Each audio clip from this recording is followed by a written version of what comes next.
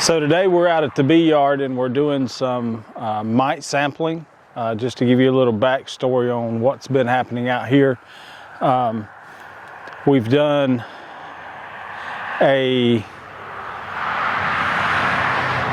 Apogard treatment starting in the 1st of August. That went on for 4 weeks.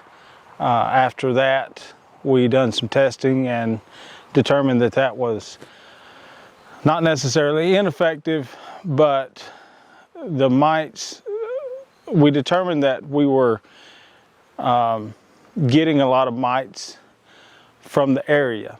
The mite load jumped to a level that would not be explained by normal reproduction. So then we treated with the thermal units with heat treatment. That looked promising after the first initial mite sampling at 10 days after, and then at 20 days after we had already gained back up to the original mite count and in some cases had surpassed it. So then we decided that we would do oxalic acid treatment, and we done 8 consecutive oxalic acid treatment between 3 and 4 days apart, which would cover an entire brood cycle. Today is November the 8th. We had a really cold weekend. Today it's back up close to 80 degrees. We're about 2 weeks post-treatment. So we're going to go in and see how effective the oxalic acid treatment was. Also where they're at as far as food stores and brood rearing. I expect to see virtually no brood in the hive and a lot of food stores. So, and then we're going to do some mite sampling. So let's dig into this hive. I do know what the last count on this hive was, so I can determine how effective the oxalic acid treatment was.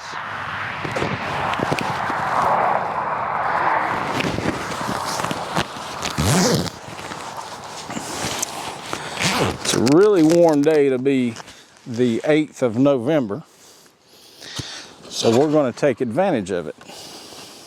We have go ahead and put in our entrance reducers. We still do have our feeders on. I need to get my hive tool.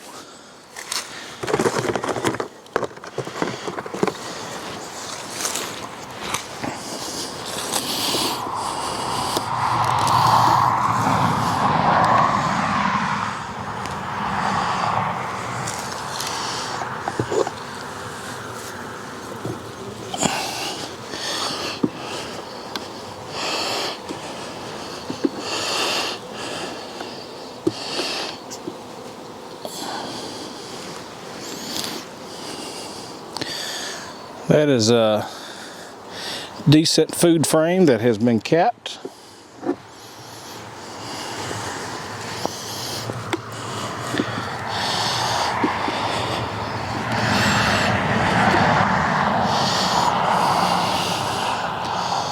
It's about half full.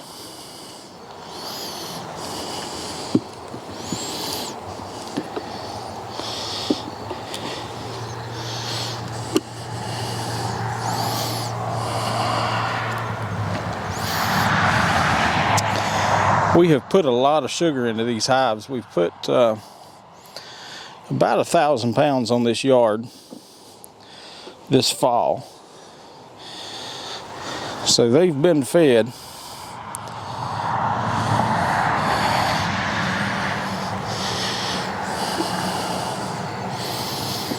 Just gonna skip over a few frames.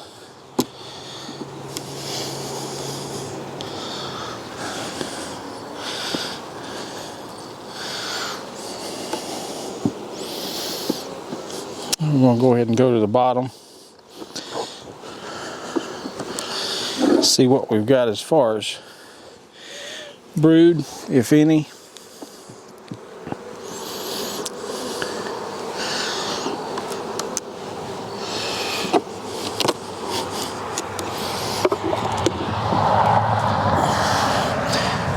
That box has got a little bit of heft to it.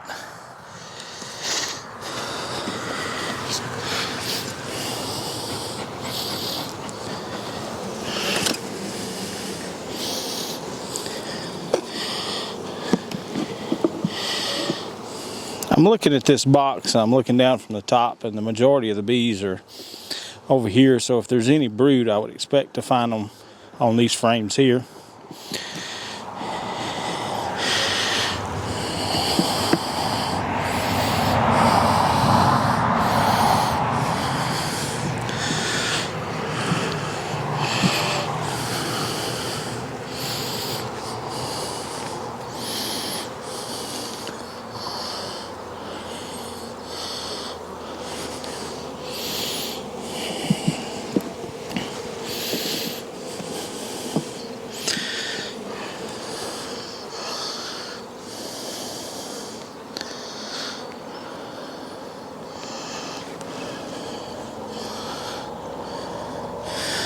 They have backfilled most everything there.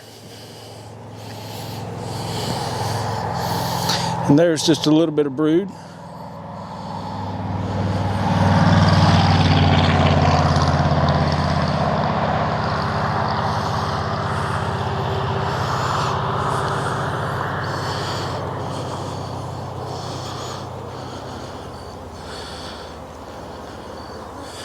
And I do see some eggs in the bottom of the empty cell, so she is still rearing brood. I wouldn't expect to see more than 1 or 2 frames. See where there's no brood on that side and none on this side.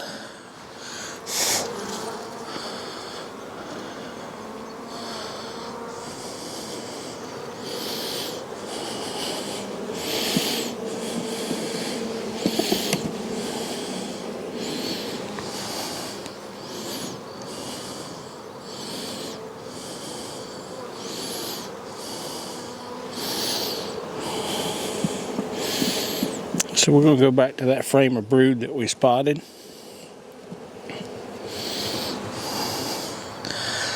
We're going to make sure that the queen is not on this frame.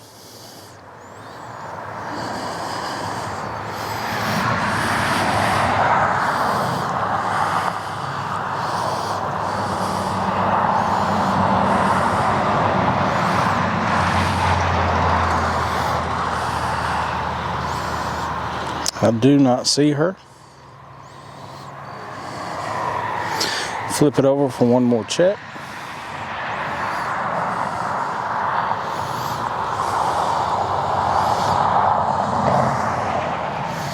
Now here's where I think a lot of folks, they get into a big hurry. There's no need to hurry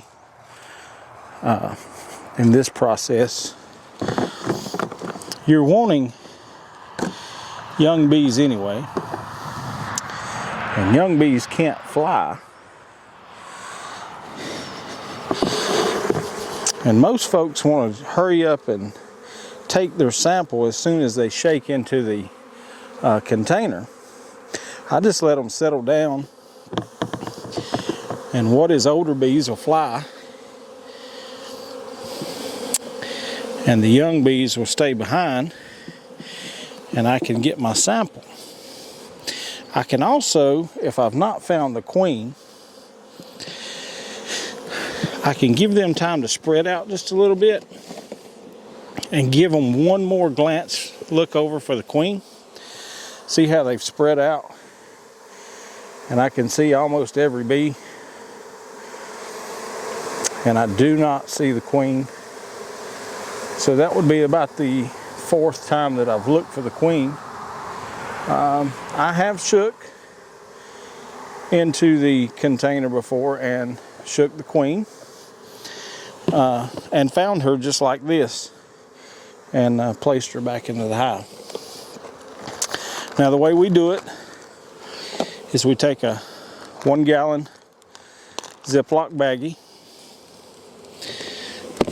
bump our bees down, get them over into a corner, and a 1/2 cup measuring cup, scoop up some bees and right into the bag.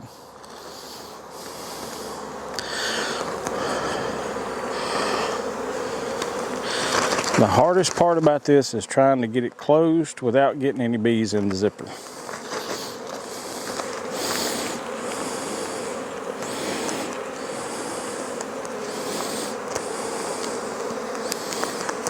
Sometimes these cheap bags don't want to seal really easily.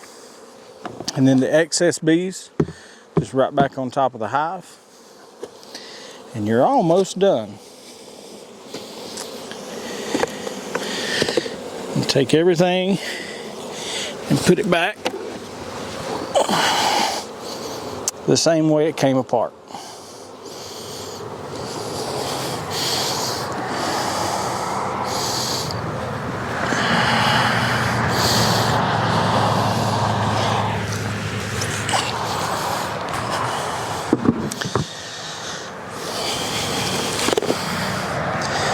And then we mark our hive, or our baggie, of what hive this came out of. This hive right here this is row 1. So it would be 01 and 8th hive down. So it'll be 0108.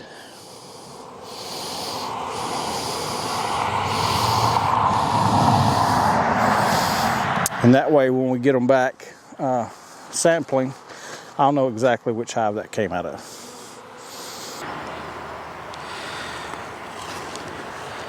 Okay, now we're at hive 0205. The last time we tested this hive was back in October, and it had a mite count of 2. I want to check this hive just to make sure that it's maintaining that same number, if not lower. So let's check and see what this hive has.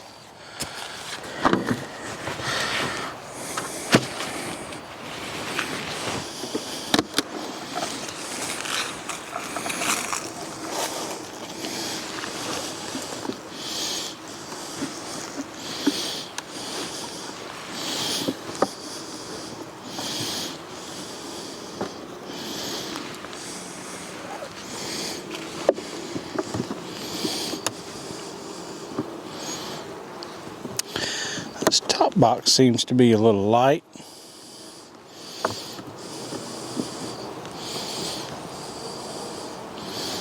This one right here has got some on it.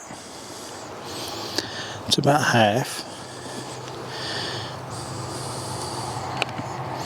That's a heavy frame.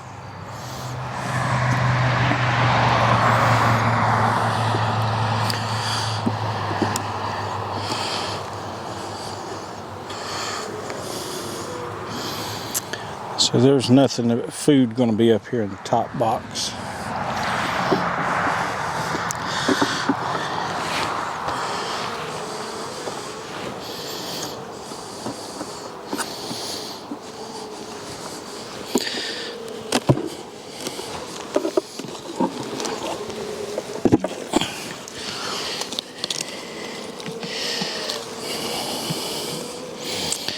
This hive here is a little better centered.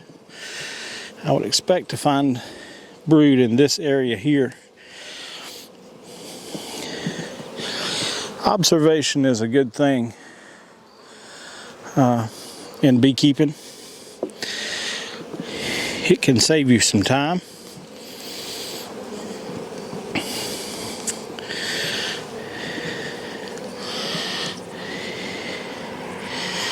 And there's the brood.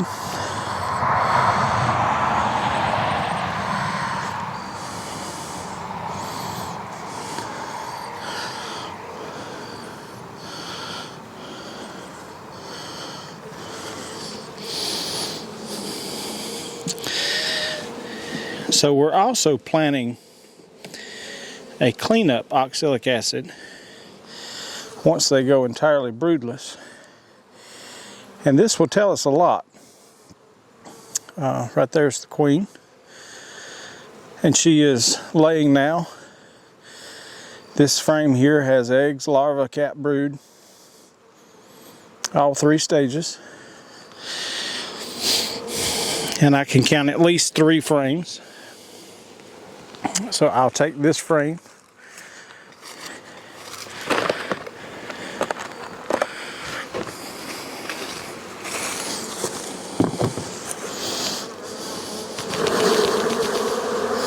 Now I didn't have to look for the queen on that frame because I know where she was at. That makes things a little easier.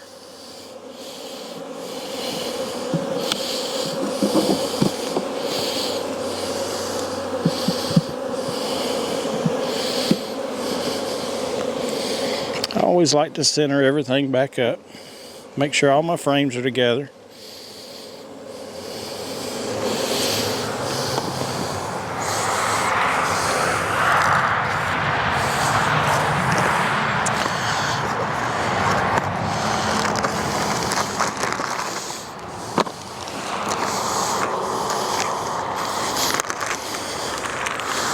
It's very helpful to go ahead and have your bag open when you take your sample out so you can go straight into the bag.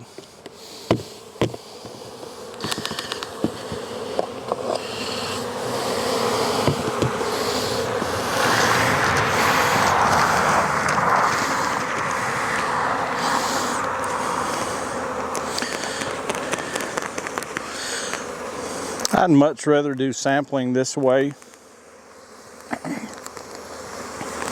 I know a field test is quick, it's easy. To me, this is just as easy,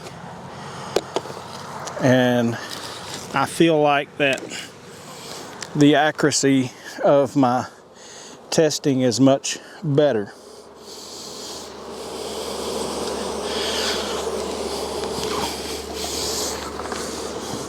This will be a 2-part series, and in the second part we'll show you how to wash these bees and test for mites.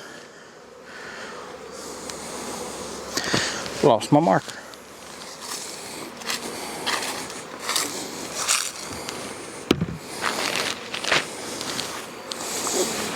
So I've got to find my marker, but that's it. Just finding bees without the queen, preferably off of open brood, so you're ensuring that you're getting young bees.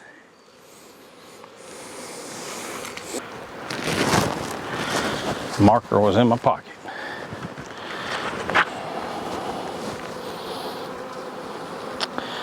Zero 2 0 5.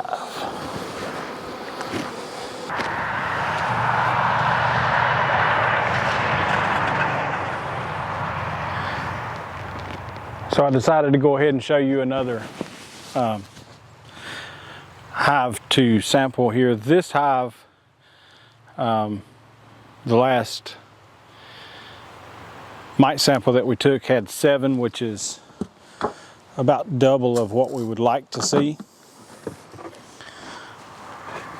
but was way down from the previous mite sample. So we'll see what this one has in it.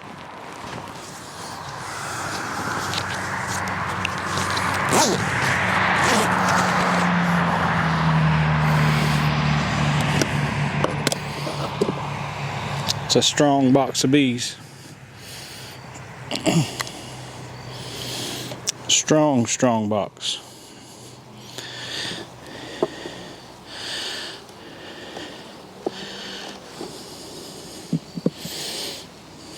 Let's go ahead and take this first frame out. Give us some room to work with. That outer frame is heavy, which is good. It's 100% honey on one side and about 75 on the other.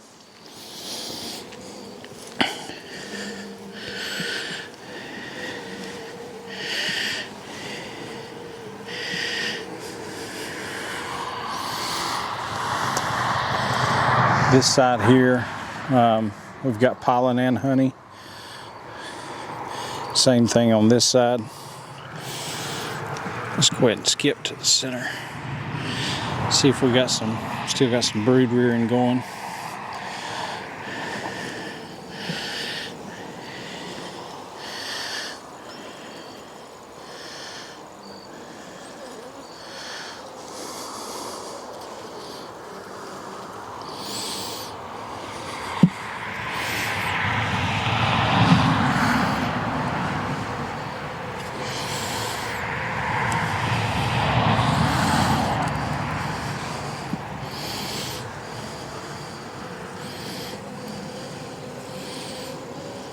Getting a little late in the day and they're getting a little testy.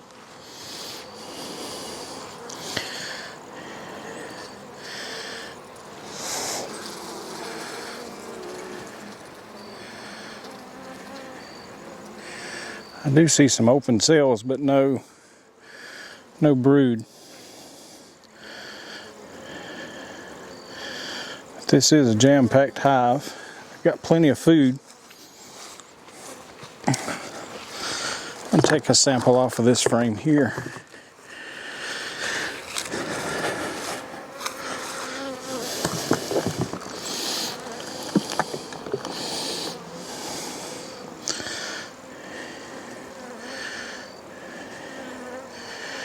Again, I've not found the queen, so I really want to make sure I do not have her.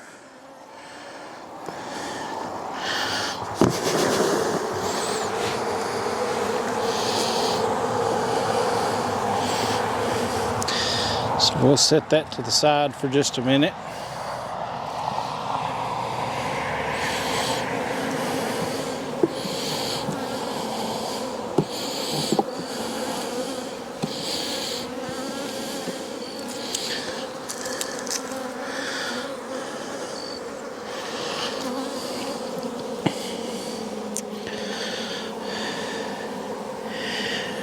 You might ask what happens if you determine that your mite count is still above your threshold? And really, this time of year, as late in the season as it is, about the only alternative that we have is to go back with oxalic acid.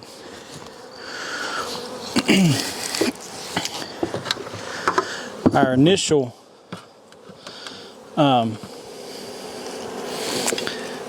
testing, about halfway through the oxalic acid, showed us heading in the right direction.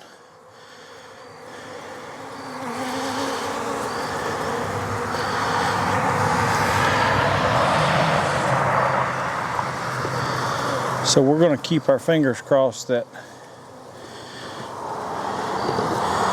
it stayed that way.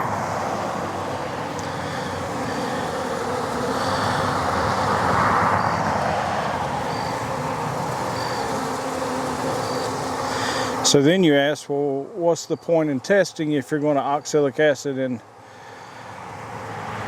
a couple of 3 weeks anyway?